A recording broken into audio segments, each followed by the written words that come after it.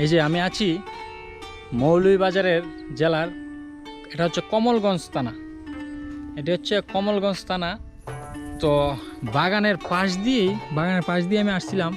এটা হচ্ছে পাহাড়ি এলাকার ভিতরে আমি ঢুকছি। আর সাথে দেখলাম যে একটি বাড়ি, এই যে দেখেন বাড়িটা কি সুন্দর। এই যে বাড়িতে ঢোকার আগে এখানে একটা শাপলা ফুল, তারপরে এই যে এইদিকে এয়ারপ্লেনও আছে এবং রাখছে এই যে কত সুন্দর করে। তারও দেখা যেতেছে মনে হয় লাইট সিস্টেম আছে, এখানে লাইট আছে এই যে। এবং এই যে এখানে আরেকটি আছে, এই যে দেখেন কত সুন্দর। এটা বাড়ি নাকি রেসুট বুঝার মতো না, আপনারাই বলেন এটা কি বাড়ি নাকি রেসুট। তারপরে এই যে এখানে অনেক ফল গাছ আছে, এই যে এটা হচ্ছে লিচু গাছ, এই যে লিচু গাছ। তারপরে এই যে ওইদিকে আছে কাঁঠাল গাছ। এই যে বাড়ির উপরে একটা শাপলা বল আছে, আর এই যে কাঁঠাল গাছ। আপনি এই মানে শুধু এই বাড়ি না, আপনি মৌলভীবাজার বা সিলেটে যেদিকে যাইবেন কাঁঠাল গাছ থাকবেই, কাঁঠাল গাছ, আম গাছ, তারপরে এই যে লিচু গাছ।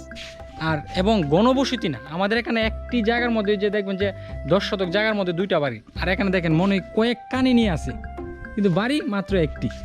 এবং যদি ভিতরে যান তবু একই অবস্থা দেখবেন, মানে গণবসতি না, অনেক আরামদায়ক এবং একদম ঠান্ডা, মানে শৃঙ্খলা। এই জন্য আমি বলি এই যে এই মৌলভীবাজার হচ্ছে শৃঙ্খলার একটি শহর।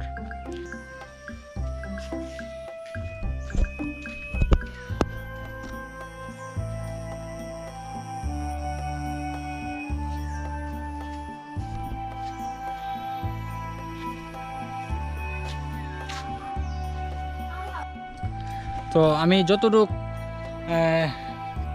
দেখানোর চেষ্টা করছি আপনাদেরকে, এবং আমি এই বাড়িটি থেকে এখন এক্সিট হয়ে যাব, এখনই বের হয়ে যাব। আমার চ্যানেলটি যারা এখনও সাবস্ক্রাইব করে না, আমার চ্যানেলটি সাবস্ক্রাইব করে দিন, এবং আমার ফেসবুক পেজটি ফলো করে দিন ও শেয়ার করে দিন যেন অন্যরা দেখতে পারে, এবং আমাকে বেশি বেশি সাপোর্ট করুন। সবাই ভালো থাকুন এবং অপেক্ষা করুন নেক্সট ব্লগের জন্য। Thank you, by.